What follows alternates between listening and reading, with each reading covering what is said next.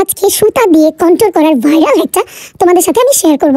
এই ভাইরাল হ্যাকটা আমি সোশ্যাল মিডিয়াতে দেখেছিলাম, তো এরপরে মনে হলো আমিও ট্রাই করি এবং তোমাদের জন্য একটা ভিডিও বানাই। তো আমি এখানে একটা সুতা নিয়ে তারপর আমি কানের পাশ থেকে মেজারমেন্ট করে সুতাটাকে ফার্স্টে লাগিয়ে নিচ্ছি। তো তোমরাও কিন্তু আমি ভিডিওতে যেভাবে দেখাচ্ছি ঠিক সেভাবেই করতে পারবে। বিগিনার আপুদের জন্য ভাইরাল এই টেকনিকটা খুবই কাজে লাগবে।